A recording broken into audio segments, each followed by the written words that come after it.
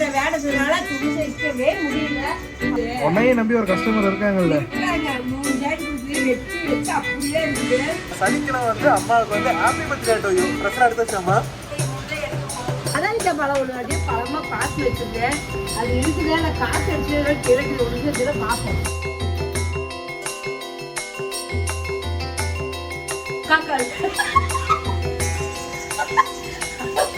எங்க கிடைக்க மாட்டேங்குது. ரொம்ப டிமாண்டு அதிசயமா என்னைக்காச்சும் தான் எனக்கு கிடைக்கல, வாங்கிட்டு செய்வேன்.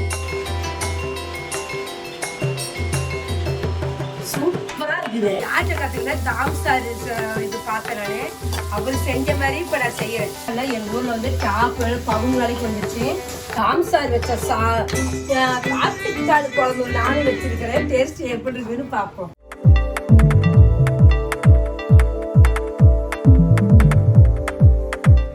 ஏம்மா இங்க ரூம்குள்ள உட்காந்து என்ன பண்ணிட்டு இருக்க?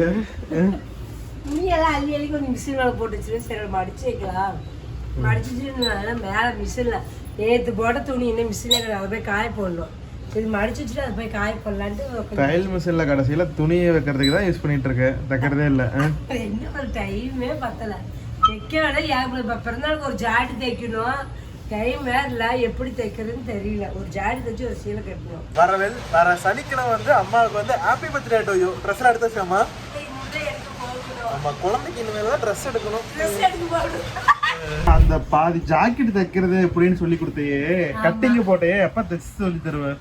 எங்க டைமே இல்ல, வேலையே வேலை. நேற்று கூட ஒருத்தர் வீட்டுக்கு வந்து கேட்டாங்க, ஏமா நீங்க இது சொல்லி கொடுத்தீங்க கட்டிங் இது தைக்கிறது சொல்லியே கொடுக்கணுங்க.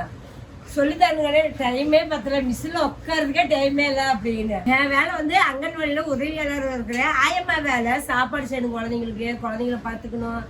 ஏகப்பட்ட வேலை. காலைல 8:30 போயிட்டு சாயங்காலம் 4 மணிக்கு தான் வரேன். அதுக்குள்ளேயே வீட்டு வேலையும் செய்யணும். அப்புறம் அதுக்கு மேலே வந்து சாயங்காலம் வீட்டு வேலை செய்யணும், வீடியோ எடுக்கணும். ஏகப்பட்ட வேலைனால துணி தைக்கவே முடியல. பாருங்க ஜாக்கெட்லாம் எனக்கு வெட்டியே வச்சிருப்பேன். என்னது இன்னொரு அக்கா ஒரு 4 ஜாக்கெட் வெட்டி வச்சேன். அவங்களுக்கு எப்பயுமே 1 வருஷம் எடுத்து ஜாக்கெட்டே கொடுப்பேன். வாங்கி வச்சுட்டு 1 வருஷம் கஷ்டம் கொடுப்பியா? 1 வருஷம் ஆயிருக்கு. 5 மாசம் ஆயிடுச்சு. உன்னையே நம்பி ஒரு கஸ்டமர் இருக்காங்கல்ல. இருக்கிறாங்க. 3 ஜாக்கெட் கொடுத்து வெட்டி வச்சு அப்படியே இருக்குது. அதுக்கு 10 நாளைக்கு முன்னாடி தைச்சி அனுப்பிடுறாங்க. தைச்சாங்க அப்படின்னு. அதோட சரி அப்படியே இருக்குது. தைக்கணும் டைம் இல்லை. தைக்கும்போது கூட காசு ஏதோ கொஞ்சம் நேரம் டைம் இருந்தால் டக்குன்னு உட்காந்து தைச்சிட்டு பாருங்க. அதான் தம்பிட்டையும் சொல்ல மாட்டாங்க, வீடியோ எடுக்க முடிய மாட்டேங்குது. இன்னும் தைக்கல. கூடாதுன்னு 2 ஜாக்கெட் எனக்கு தைச்சேன். அதோட சரி. அதான் இந்த பழம் ஒன்று அப்படியே பழமா பார்த்து வச்சிருந்தேன். அது இருக்குதா நான் காற்று அடிச்சதுல கிழக்கு ஒழுங்கு பார்ப்போம். இந்த மரம் போன வருஷம் தானே வச்சோம். ஒரே வருஷத்துல பத்தியா எவ்வளவு பெரிய ஜெய்ஜாண்டிக்கான மரம் இருக்கா இல்லையா?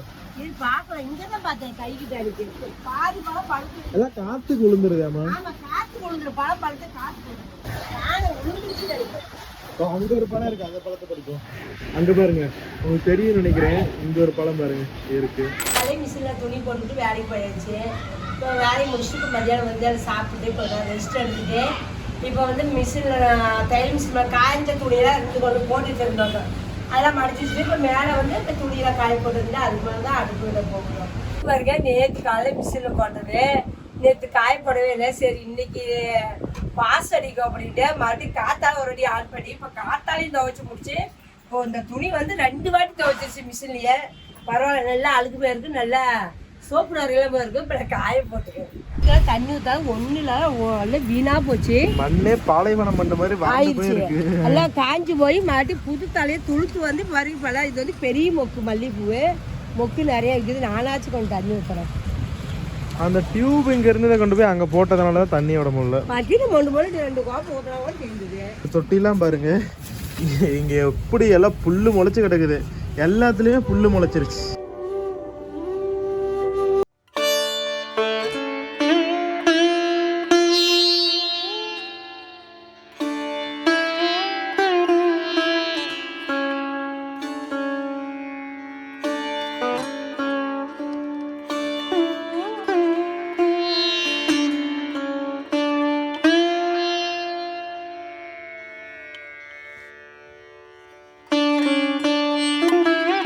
வந்து சமைக்கிறதுக்கு வந்திருக்கிறேன். சமைக்கிறது வந்து இப்போ நம்ம எதுவும் செய்யலை, காய்ச்சல் வச்ச பருப்பு சாம்பார் தான் இருக்குது. அதே மாதிரி தோசை தான் நான் ஊற்ற போகிறேன்.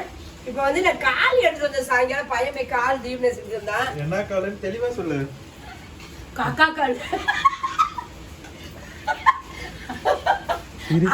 நீயே சொல்ற, நீயே சிரிக்கிறிய. காமெடியா இருக்க சிரிப்பந்துச்சு. ஆட்டுக்கால் தான் ஒரு ஆட்டுக்கால் எடுத்துட்டு வந்திருக்கிறோம். எவ்வளவுக்காங்க? 150 ரூபா. 150 ரூபா 4 கால். 4 கால் 150 ரூபா. காக்கா காலாக தான் வெறும் 50 ரூபாய் தான் இருக்கும். கிடைக்கல, அதான் ஆட்டுக்கால் வாங்கிட்டு வந்துருக்குறேன். உங்க ஊர்ல எல்லாம் இந்த கால் விலை எவ்வளவு வரும்னு மறக்காம கமெண்ட் பண்ணுங்க. நம்ம ஊர்லயுமே கண்ணு 200 ரூபாய்க்கு விக்குது. 200 ரூபா 150 ரூபா. கொஞ்சம் பெரிய ஆட்டுக்காலா இருந்தா 200 ரூபா, கொஞ்சம் குண்டு காலா இருந்தா.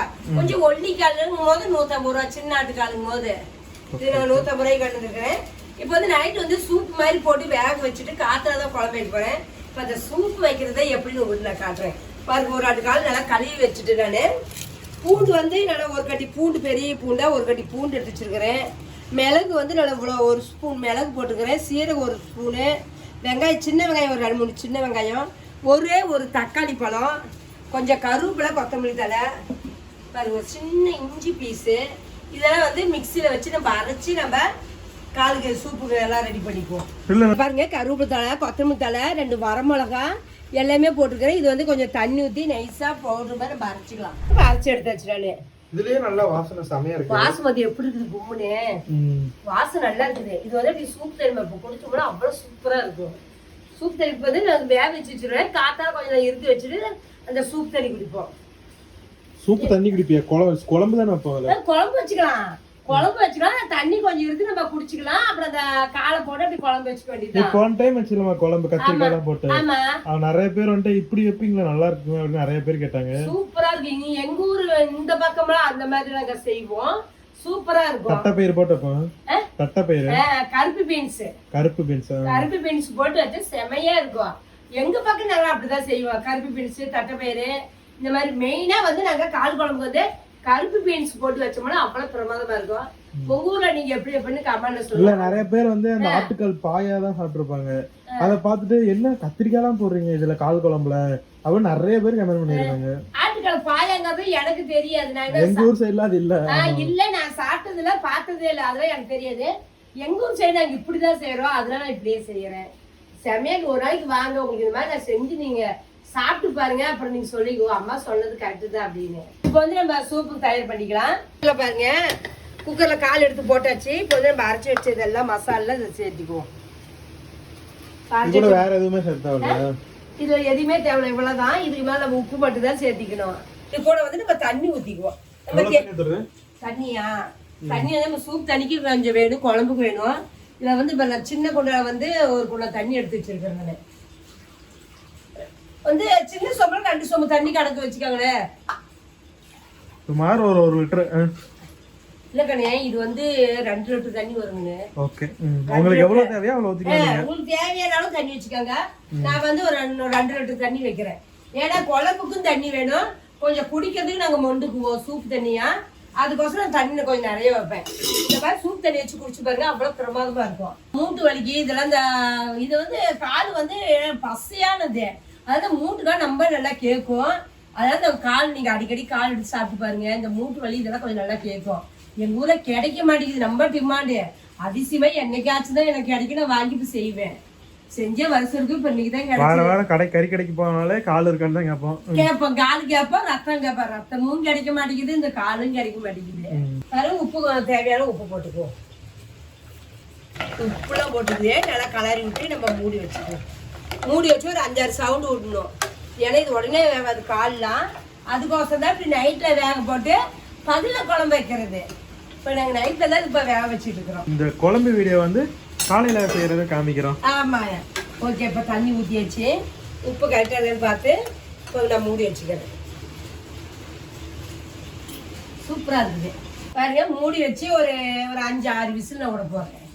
ஏன்னா அப்பதான் காலு வேகும். கறி மாதிரி 2 விசில் 3 விசில் விட்டாலும் வேகாது.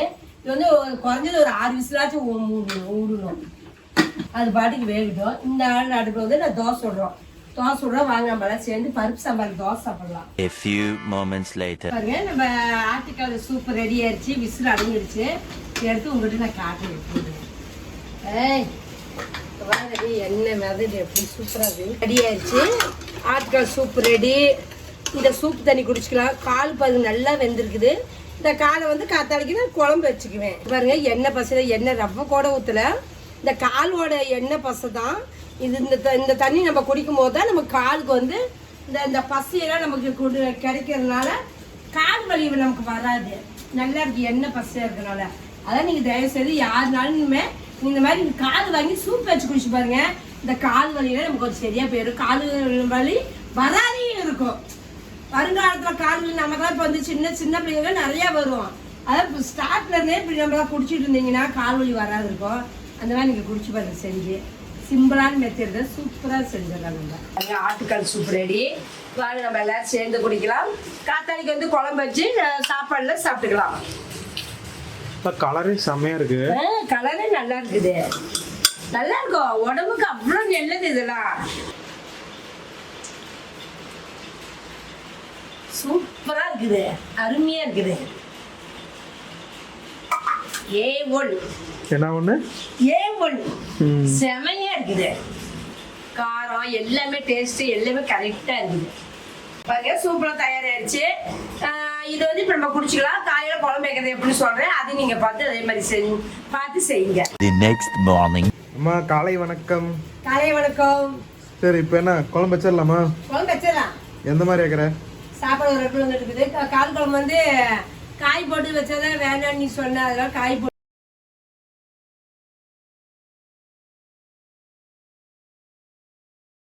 நம்ம வந்து கறிக்குழம்பு மெத்தட்ல தான் கறிக்குழம்பு அடுப்பே நான் வைக்க போறேன். இன்னைக்கு அப்படிதான் செய்யலாம். ஏன்னா கொட்டை போட்டு எப்பயுமே வச்சிருக்கிறேன். நிறைய பேர் என்ன இப்படி வச்சிருக்கீங்கன்னா அந்த மாதிரி டேஸ்ட் சூப்பரா இருக்கும். சரி நானும் இந்த மாதிரி நான் வச்சதே இல்லை.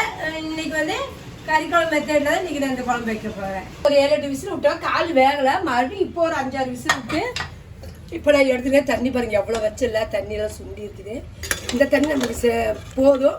10 நம்ம தேங்காய் அரைக்குமோ அந்த தண்ணி ஊற்றிக்கலாம். இப்போ சூப்பராக வந்துருச்சு. நல்லா வெந்துருச்சு. சுடுது தாங்க முடியல கையே. சரி இது அப்படியே இருக்கட்டும்.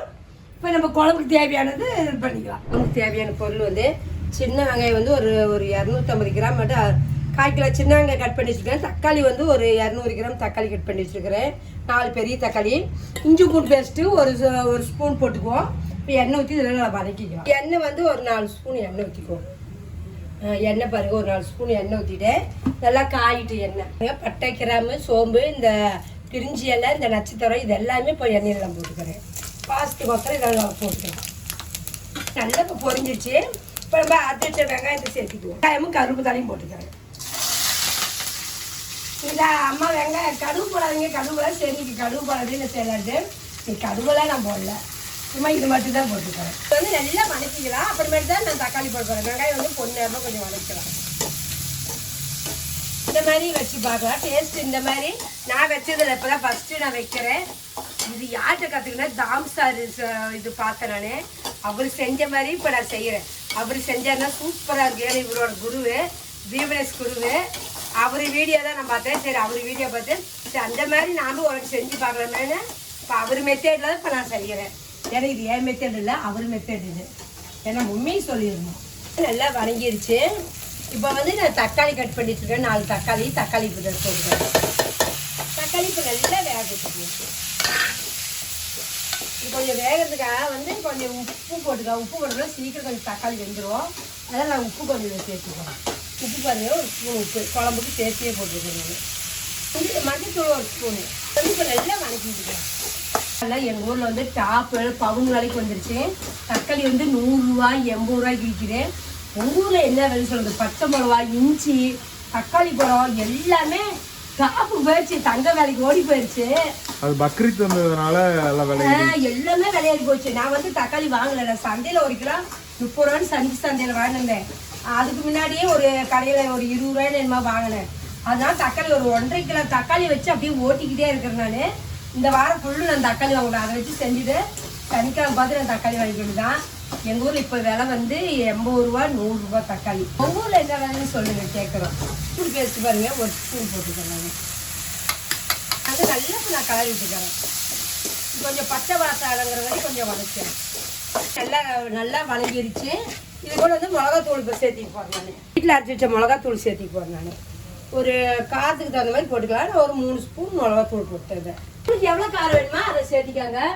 இப்போ கறி மசாலா தூள் 1 ஸ்பூன் மட்டும் போட்டுக்கிறேன். கறி மசாலா தூள் அதெல்லாம் பேர் தெரியாதுன்னு கலந்து போயிருந்து அதாவது நான் கெச்சில் எழுதி வச்சிருப்பேன். நான் காசுக்கோசரம் இது 1 ஸ்பூன், மொத்தம் 4 ஸ்பூன் வச்சு போதும். இது நல்லா கலர் விட்டு அதை எடுத்து ஊற்றிக்கிறேன் பாருங்க. இப்போ நான் வேவிச்சு ஆட்டுக்கால் இதை எடுத்து ஊற்றிக்கிறேன். நான் இதை அப்படியே சேர்த்திக்குவோம். ஃபுல்லாக இருங்க நல்லா ஒட்டிக்கிச்சு மிளகாத்தூள்லாம் நல்லா கலக்கி விட்டுக்குவோம். என்ன தண்ணி பத்தலை கெட்டியாக இருக்குது, அதில் கொஞ்சம் தண்ணி ஊற்றி இது இப்போ மூடி வச்சு இப்போ வேக விட்டுக்கலாம். இப்போ வந்து கொஞ்ச நாள் கொதிக்கிட்டோம். அதுக்குள்ள கொஞ்சம் தேங்காய் அரைச்சி ஊற்றிக்குவார். அவ்வளோதான் இதுக்கு வேலையே. தூள் வாசம் அடங்குற வரைக்கும் கொஞ்சம் வேகட்டும். கொஞ்சம் நேரம் மூடி வச்சு நல்லா கொதிக்க விடுவோம். இதெல்லாம் கொஞ்சம் நம்ம தேங்காய் அரைச்சிக்குவோம். 1/2 மூடி தேங்காய் கட் பண்ணிட்டுருக்கேன். இதையும் போய் மிக்சியில் போட்டு அரைச்சிக்குவோம். 1 ஸ்பூனு கசகசா போட்டுக்கலாம். இது கூட கொஞ்சம் பட்டை போட்டுக்கலாம். பஞ்சாறு போட்டுக்கலாம்.